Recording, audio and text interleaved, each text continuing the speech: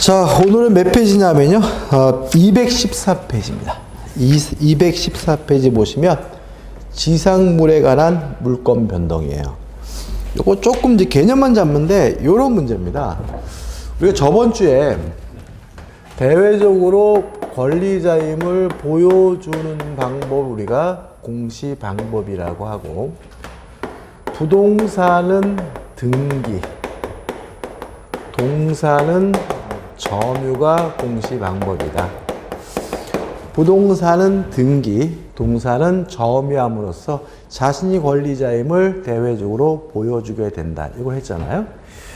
근데 이게 완벽하지가 않아요. 예를 들어서 갑이 배추 농사를 짓는 분이시란 말이죠. 그래서 배추밭에다가 배추씨를 이렇게 뿌려가지고 배추가 이제 몽골몽이 기어 나왔어요. 이제 아주 수확기 이르진 않은 거죠. 근데 의뢰라는 상인이 찾아와가지고 요 배추밭에 있는 배추를 통째로 팔래요. 좋다 그래서 요 배추밭의 배추를 매매하기로 계약을 했어요. 우리 밭대기라고 하죠, 그죠? 그러면 갑에서 을로 소유권이 넘어가려면 우리는 형식주의니까 부동산이면 등기, 동산이면 점유를 이전해 줘야 될 텐데 배추밭의 배추는 부동산이거든요. 근데 이전 등기해 줄 방법이 없어요. 그리고 완전하지 않은 거죠. 그래서 우리 판례는 요 두 가지를 제외한 기타 공시 방법, 대외적으로 권리자임을 보여주는 방법을 따로 인정하고 있는데요. 이걸 우리가 명인 방법이라고 하고, 명인 방법은 관습법상 공시 방법입니다. 다시 말하면 등기와 점유를 제외하고 대외적으로 권리자임을 보여주는 방법을 말해요. 뭐 다양하겠죠. 여러 가지 방법이 있는데 가장 대표적인 것은 팻말을 이렇게 세우고 을 거 이렇게 적어 놓으면 요 배추밭의 배추가 을의 소유라는 것을 대외적으로 뭐 하게 돼요? 보여주게 되는 거죠. 그래서 요 배추밭의 배추와 같은 지상물은 요 명인 방법이라는 공시 방법으로 토지에 분리된 독립된 부동산으로서 뭐 할 수 있는 거죠? 거래할 수가 있는 거죠. 물론 배추밭에 배추만 그런 것이 아니라 수목, 나무도 그렇습니다. 그래서 수목의 경우에는 지금 말씀드린 명인 방법으로 토지와 분리된 독립된 부동산으로서 뭐 할 수 있죠? 거래할 수가 있는 거예요. 근데 문제가 좀 있습니다. 왜 문제가 있냐면 수목의 경우에는 나무는 수십 년 가잖아요. 근데 이 명인 방법을 붙여놓은 이 팻말은 한 1, 2년만 지나도 색이 바르고 막 글씨가 지어지잖아요. 그러니까 이게 완전한 공시 방법이 될 수가 없거든요. 그래서 특별법을 만든 거죠.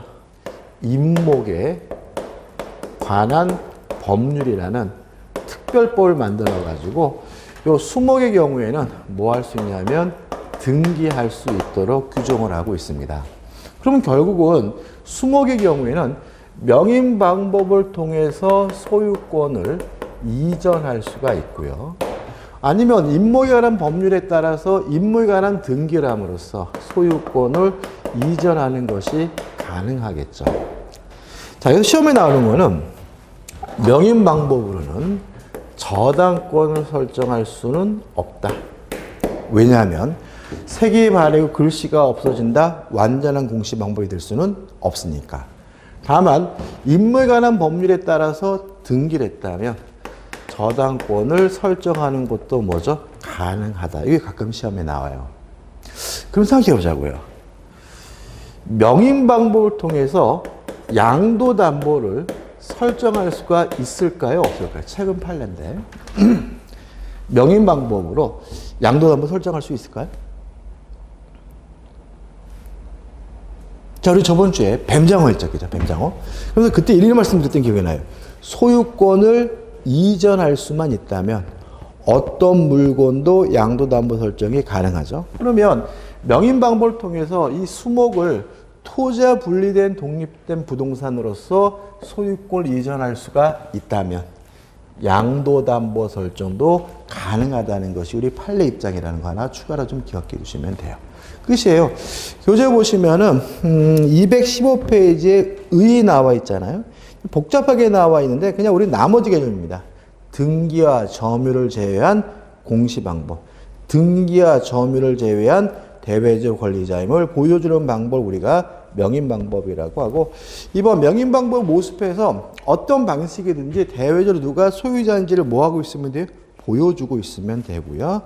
3번 요건 계속돼야 된다는 말이 나오고, 효력해가지고 복잡하게 나와 있지만 소유권을 이전할 수는 있지만 저당권 설정할 수는 없다. 다만 양도담보 설정 가능하다는 거 하나 기억해 두시면 됩니다.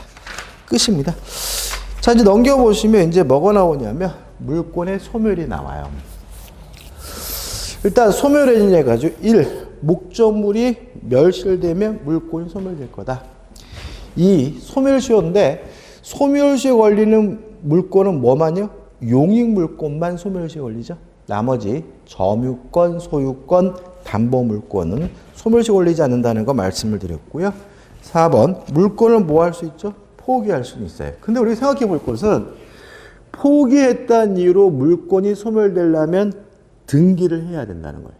왜냐하면 자, 저번주 우리가 계약이나 단독행위로 인해서 물권이 변동되려면 등기를 해야 되고, 계약도 단독행위도 아닌 다른 사유로 물권이 변동될 때는 등기할 필요가 없다. 근데 포기는 단독행위죠. 그죠? 소유권이나 점유권의 포기는 상대방 없는 단독행위. 소유권, 점유권 이외의 권리 포기는 상대방 있는 단독행위잖아요. 아무튼 모든 물권의 포기는 다 뭐예요? 단독행위, 법률행위. 계약과 단독행위가 뭐죠? 법률행위잖아요. 따라서 포기가 단독행위니까, 법률행위니까 포기했다는 이유로 물권이 소멸되기 위해서는 뭘 해야 되죠? 등기를 해야 한다는 거 기억해 두시면 되고, 이거 올해도 시험에 나왔습니다. 근데 우측에 보시면 이제 물권에 뭐가 나오냐면 혼동이 나와요. 혼동이 나오고 한 장을 넘겨보시면 이제 우리 교재 보시면 사례가 나오죠. 그러니까 이 혼동에 대해서 시험이 잘 나오는 건 아닌데 교재에 나와 있는 것처럼 사례로 나와요. 문제가 좀 복잡하다는 얘기예요. 근데 우리가 항상 이런 겁니다. 그러니까 풀어야 될 문제가 복잡할수록 그 문제를 풀기 위한 도구는 단순해야 돼. 그러니까 내가 기억하고 있는 것도 복잡하다면 문제가 복잡하면 더더군다나 뭐 하지 못해요? 풀지 못해요. 그래서 여기는 단순화해서 기억해 두셔야 되는데 이렇게 간단하게 정리하시면 돼요. 일단 혼동이라는 건 뭐냐면 한 사람에게 2개 이상의 권리가 존재할 때 둘 중에 쓸모없는 거, 불필요한 권리는 자동으로 소멸되게 되는데 이걸 우리가 혼동이라고 해요.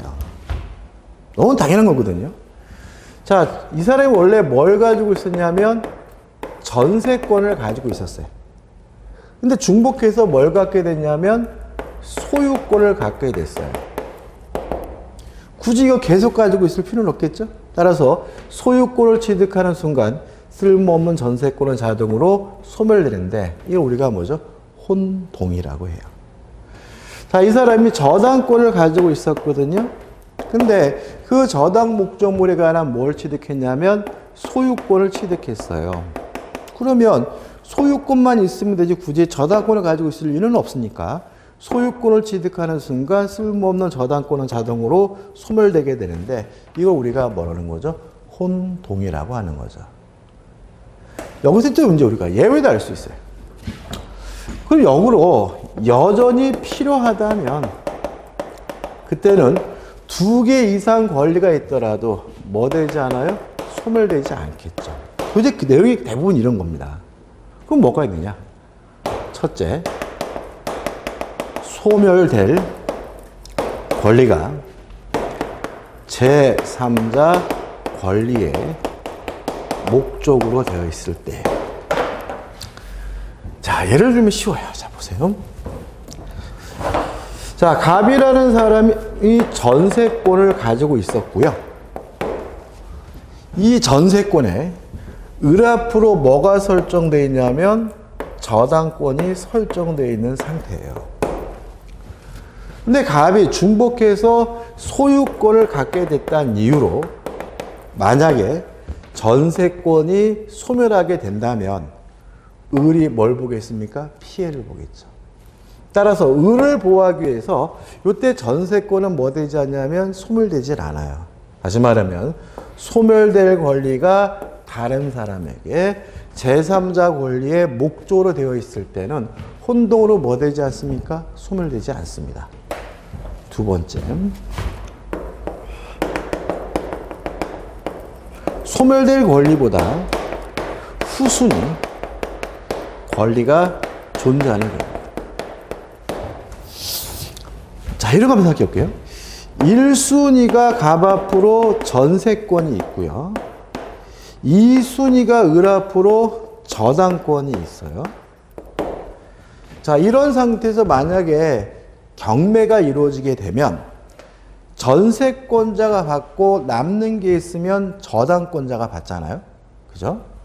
근데 만약에 갑이 돈을 더 주고 중복해서 소유권을 취득했다는 이유로 만약에 갑의 전세권이 소멸이 되어버린다면 얘가 순위가 1순위가 돼가지고 혹시라도 경매가 돼가면 얘가 돈을 다 가져가 버리거든요.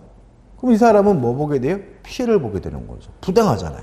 따라서 소멸될 권리보다 뭐가 있습니까? 후순위 권리가 있다면 혼동으로 뭐 되지 않아요? 소멸되지 않는 거죠. 두 가지입니다, 예외가. 그러니까 소멸될 권리가 다른 사람의 권리에 목적으로 되어 있거나 소멸될 권리보다 뭐가 있으면요? 후순위 권리가 있다면 혼동으로 뭐 되지 않습니까? 소멸되지 않는다. 이렇게 간단하게 정리하시면 돼요. 그 다음 마지막으로 기억할 것은 점유권과 광업권은 혼동으로 소멸되지 않는 권리다. 이것까지 기억하시면 돼요. 제가 지금 안경을 쓰고 있습니다. 그럼 저는 이 안경에 대해서 사실상 지배하고 있으니까 점유권이 있고 돈 주고 샀으니까 저에게 뭐가 있는 거죠? 소유권이 있는 거죠. 제가 이 안경에 대해 소유권이 있다는 이유로 점유권이 뭐 되진 않아요? 소멸되진 않아요. 다시 말하면 점유권은 혼동으로 소멸되지 않는 권리예요. 광업권은 왜 혼동으로 소멸되지 않는지는 좀 이따 말씀드릴 거예요. 그래서 이 혼동 부분은 이렇게 간단하게 깔끔하게 정리하시고 문제 나와 있는 얘들은 연습하는 용도로 쓰시면 되고요. 너무 이렇게 경우의 수를 이렇게 찢어 밝히시면 문제 풀 때 어려움이 있다는 거 말씀을 드릴게요. 이 정도입니다. 자, 이렇게 하면 이제 물권법 총론이 끝났고요. 이제 우리는 어디로 갈 거냐면 점유권으로 갈 거예요.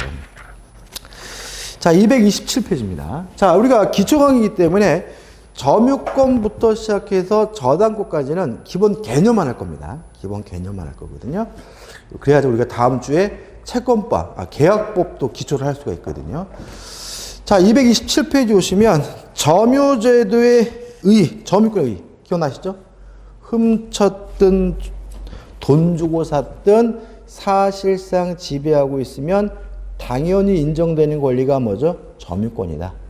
항상 조심할 것은 그러한 사실상 지배를 정당화시키는 이유인 본권과 뭐 하셔야 돼요?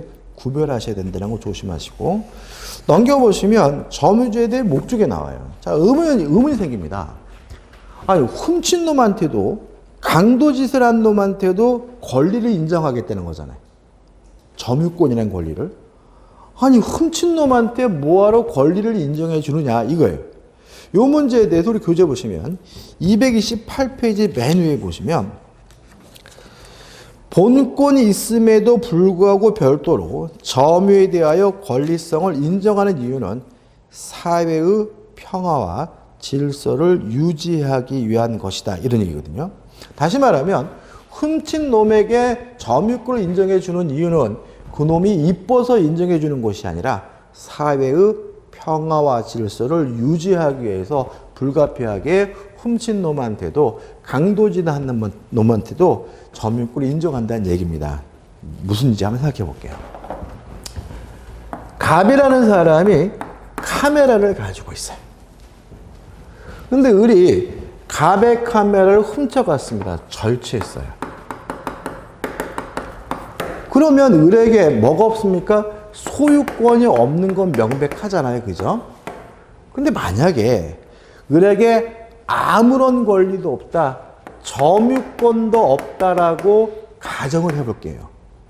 그러면 어떤 일이 벌어지냐면 을이 가배 카메라를 훔쳤다라는 소문이 들면 개떼같이 을에게 달려드는 거죠. 왜요? 을에게는 아무런 권리가 없으면 아무한테는 을로부터 이 카메라를 뭐 할 수 있는 거죠? 뺏을 수가 있는 거죠. 병이 뺏었어요? 병도 아무런 권리가 없으면 병에게 뭐죠? 개떼같이 달려들겠죠. 정이 뺏었어요? 정에게도 뭐죠? 개떼같이 달려들겠죠. 저는 이 부분 꼭 뭐가 떠오르냐면 야구장이 떠오르거든요. 야구장에 이렇게 파울볼이 날아가면 저는 야구장 가끔 가보면 공이 막 저한테 날아오면 막 무섭더라고 저는. 근데 막 사람들이 그냥 그걸 막 잡으려고 막 난리잖아요. 그죠? 왜요? 그 야구공은 잡는 사람이 임자니까요. 뭐 잡는 사람이 임자니까 그 야구장 내에 그 별것 같지 않은 야구공 때문에 뭐가요? 혼란이 막 벌어지거든요. 근데 야구장이라는 한정된 공간에서 그런 일이 벌어지는 것도 혼란스러운데 만약에 골목 곳곳에서 막 밤마다 이런 일이 벌어진다면 우리는 뭐 할 수 없어요? 살 수가 없는 거예요. 따라서 을에게 점유권이라는 권리를 인정해 주는 이유는 을이 이뻐서 뭔가 을에게 보호하기 위해 것이 있어서 인정해 주는 것이 아니라 이런 핵분열하듯이 사회 질서가 무너지는 것을 방지하기 위해서 인정되는 권리다. 다시 말하면 점유권이라는 권리는 사회의 평화와 질서를 유지하기 위해서 인정되는 권리라는 거 잊지 마시기 바랍니다. 3번 점유의 권리성. 권리입니다. 그죠? 권리니까 우리 공부하겠죠? 끝이에요. 그 다음 우측에 보시면 점유의 개념이 나와요. 자, 일단 점유권이 인정되려면 뭘 하고 있어야 되냐면 사실상 지배를 하고 있어야 돼요. 그러면 이런 얘기죠. 자, 사실상 지배를 하고 있으면 훔쳤든 뺏었든 당연히 인정되는 권리가 뭐죠? 점유권이니까 항상 사실상 지배와 점유권은 일치가 돼야 되겠죠. 근데 불일치되는 경우가 있어요. 이걸 우리가 점유의 관념화라고 합니다. 예외적인 거죠. 그러니까 훔쳤든 뺏었든 돈 주고 샀든 사실상 지배하고 있으면 당연히 인정되는 권리가 뭐죠? 점유권이니까 사실상 지배와 점유권이 항상 일치돼야 될 텐데 불일치되는 경우가 있다. 두 가지겠죠. 첫째, 사실상 지배를 하고 있는데도 불구하고 점유권이 인정되지 않아서 불일치되는 경우도 있을 거고요. 반대로 사실상 지배를 하고 있지 않는데도 불구하고 점유권이 인정이 되기 때문에 불일치되는 경우도 있겠죠. 위에 사실상 지배를 하고 있는데도 불구하고 점유권이 인정되지 않는 사람 우리가 점유 보조자라고 하고요. 사실상 지배를 하지 않는데도 불구하고 점유권 인정되기 때문에 불일치되는 사람은 우리가 간접 점유자라고 해요. 개념만 보자고요. 자, 교재 보시면 점유 보조자가 나오죠. 자, 229페이지 하단에 보시면 195조가 나와요. 제가 한번 좀 읽어볼게요. 가사상, 영업상, 기타 유사한 관계에 의하여 타인의 지시를 받아 물건에 대한 사실상의 지배를 하는 때에는 그 타인만을 점유자로 합니다. 여기서 우리가 가사상이란 말 속에서 누가 떠올려야 되냐면 가정부나 파출부가 떠오르면 되고요. 영업상이란 말 속에서 누가 떠오르죠? 점원, 알바생 이런 사람이 떠오르면 되거든요. 그러면 이 사람들은 왜 사실상 지배를 하는데도 불구하고 점유권이 없느냐? 타인의 지시와 명령에 따라서 사실상 지배하고 있기 때문이라는 거죠. 다시 말하면 가정부나 파출부 점원처럼 타인의 지시와 명령에 따라서 사실상 지배를 하고 있는 경우에는 점유권이 인정되지 않는데 이 사람 우리가 뭐죠? 점유 보조자라고 합니다. 끝입니다. 개념은 잡습니까? 그 다음에 넘겨보시면 231페이지 간접 점유에서 194조가 나와요. 자, 제가 법좀 읽어볼게요. 지상권, 전세권, 질권, 사용대차, 임대차, 임치, 기타의 관계로죠. 합쳐보면 어떤 이유든지 간에요. 타인으로 하여금 물건을 점유하게 한 자는 간접으로 점유권이 있다거든요. 그럼 여기서 우리가 눈에 띄는 거는 임대차가 떠오르는 얘기죠. 그럼 이런 얘기입니다. 자, 갑이라는 사람이 A라는 건물을 가지고 있는데 을과 만나가지고 임대차 계약을 했습니다. 갑이 누구냐면 임대인이고 을이 임차인이에요. 그러면 이 집에 살고 있는 사람은 누구죠? 임차인 을이겠죠. 그러면 임차인 을은 사실상 지배하고 있으니까 뭐입니까? 점유자인 거죠. 그럼 갑도 점유자냐? 갑은 명백히 뭘 안 하고 있어요? 사실상 지배를 안 하고 있거든요. 이 문제에 대해서 임대차 계약 등을 통해서 타인에게 사실상 지배시키고 있다면 사실상 지배하지 않더라도 점유권이 인정되는데 이 사람 우리가 뭐라 그러는 거죠? 간접 점유자라고 하는 자. 그럼 우리 이렇게 기억하자고요. 임대인처럼 타인에게 사실상 지배를 시키고 있기 때문에 사실상 지배하지 않는데도 불구하고 점유권이 인정되는 사람 우리가 뭐죠? 간접 점유자라고 한다. 이렇게 개념만 잡죠. 근데 나머지 점유권 부분은 오늘 보지 않습니다. 이제 어디로 갈 거냐면 소유권으로 갈 거예요.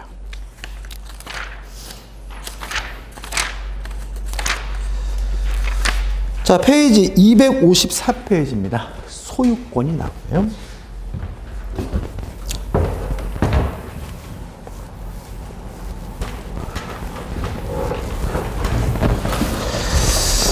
자, 소유권이라는 권리는 뭐냐면 물건을 사용하고 수익하고 처분할 수 있는 권리 우리가 소유권이라고 합니다. 소유권이 뭐죠? 물건을 사용, 수익, 처분할 수 있는 권리가 뭐죠? 소유권이에요. 하단에 보신 2번 사유재산제도의 보호장 뭐 이런 말이 나와 있고 우측의 메뉴에 보시면 소유권의 사회적 중요하겠죠? 뭐 이런 거 읽어보시면 되고 4번 소유권의 법률적 성질이 나오는데 1번 전면성이죠. 자, 이게 무슨 말이냐면 우리가 사용, 수익, 처분 세 가지를 모두 할 수 있어야 소유권이다. 세 가지를 다 하지 못하고 제한적으로 몇 가지만 할 수 있는 걸 우리가 뭐죠? 제한물권이라고 했죠. 그러니까 제한물권과 달리 소유권은 세 가지를 모두 할 수 있다. 전면성이라고 하고요. 교재는 사용가치, 교환가치라고 하는데 요 사용수익을 합쳐서 사용가치라고 하고요. 요 처분을 우리가 뭐라 그러냐면 교환가치라고 해요. 같은 말이니까 큰 의미는 없고요. 그 다음에 이제 2번 소유권의 혼일성이라는 말이 나오죠. 이게 무슨 말이냐면 요 세 가지 권능이 있는데 요 세 가지 권능이 개별적으로 작용해서 소유자에게 만족을 주는 것이 아니라 세 가지가 융합이 돼서 혼연일체가 돼서 소유자에게 만족을 주는 거다. 그래서 우리가 혼일성이라고 합니다. 중요한 말 아닙니다. 그 다음에 3번 소유권에 뭐가 나오죠? 탄력성이 나와요. 자, 이런 얘기입니다. 이것도 우리 했던 거죠. 자, 소유권을 가지고 있는 사람이 그 목적물에다가 전세권을 설정해 주면 여전히 그 사람이 소유권자임은 변함이 없지만 이제 이 물건을 사용 수익해야 될 사람은 누구죠? 전세권자니까 더 이상 소유자는 사용할 수 없고 수익할 수 없겠죠. 할 수 있는 일의 양이 뭐하게 돼요? 줄게 되는 거죠. 근데 나중에 전세권이 소멸하게 되면 이제 이 사람은 다시 이 물건을 사용할 수 있고 수익할 수 있겠죠. 할 수 있는 일의 양이 뭐하겠습니까? 늘어나겠죠. 이렇게 권능의 양이 늘었다 줄었다 하는 것을 우리가 소유권의 탄력성이라고 합니다. 그 다음 소유권의 항구성인데 소멸시 걸리지 않죠.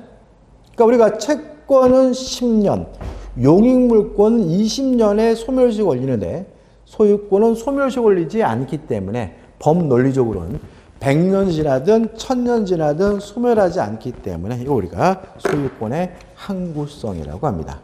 그 다음에 넘겨보시면 넘겨보시기 전에 여기서 넘기지 마시고 여기서 중요한 게 있어요. 자, 우리가 이 소유권의 개념과 관련돼 가지고 뭐 항구성, 뭐 탄력성, 이거 중요하지 않고요. 중요한 게 뭐냐면 소유권의 객체는 물건이라는 점입니다.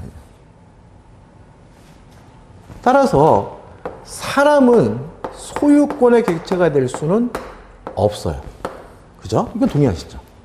근데 문제는 권리도 소유권의 객체가 될 수 없다는 거 꼭 기억해 두셔야 돼요.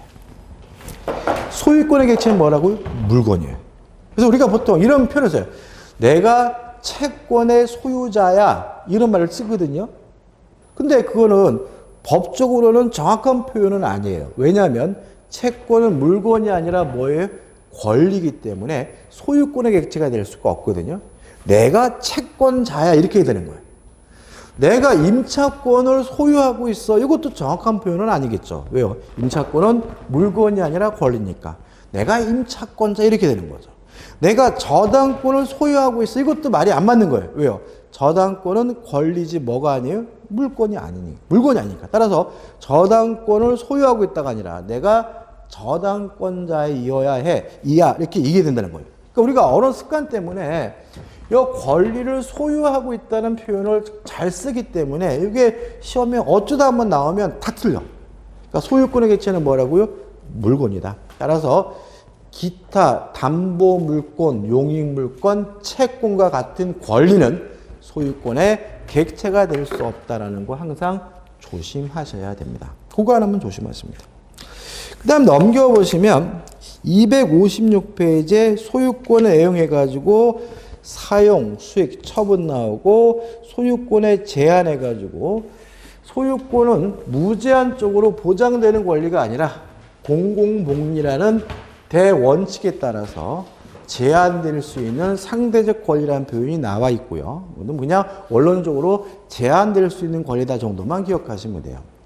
자, 257페이지 보시면 토지 소유권에 뭐가 나오냐면 범위가 나와요.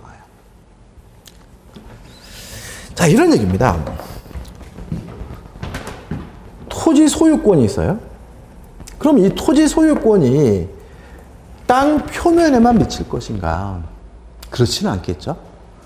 땅 위로도 올라갈 것이고 땅 밑으로도 가겠죠. 근데 이것이 무한일 수는 없어요. 그래서 우리 민법은 어떻게 규정하고 있냐면 토지 소유권은 정당한 이익이 미치는 범위에서 토지의 상하에 미친다라고 규정을 두고 있습니다. 257페이지 보시면 법조문이 있지 212조입니다. 읽으면 토지의 소유권은 정당한 이익이 있는 범위 내에서 토지의 상하에 미친다 이렇게 나와 있잖아요. 그죠? 그럼 여기서 이제 문제가 되는 것은 과연 어디까지가 정당한 이익이 미치는 범위냐? 그거는 알 수 없어요. 케이스 바이 케이스인 거야. 그러니까 이게 어떨 때는 뭐 10m일 수도 있고 5m일 수도 있고 때에 따라 다른 거죠. 그러니까 우리 판례에 따르면 송전선 같은 경우에는 되게 높게 인정해. 그래가지고 100m 위에 있는 송전선도 소유자의 권리를 침해했다라고 인정하는 판례도 있고요. 그래서 이 정당한 이익이 미치는 범위는 개별적으로 판단할 문제이기 때문에 우리가 수업적으로 중요한 건 아니에요. 우리는 정당한 이익이 미치는 범위인 토지 상하에 미친다 정도만 기억하면 되는데 문제는 정당한 이익이 미치는 범위 내라면 땅 속에 있는 것도 토지 소유자 거예요. 그것이 흙이든 그것이 돌이든 그것이 지하수든 그것이 온천수든 땅 소유자 거라는 것이 우리 판례 입장인 거죠.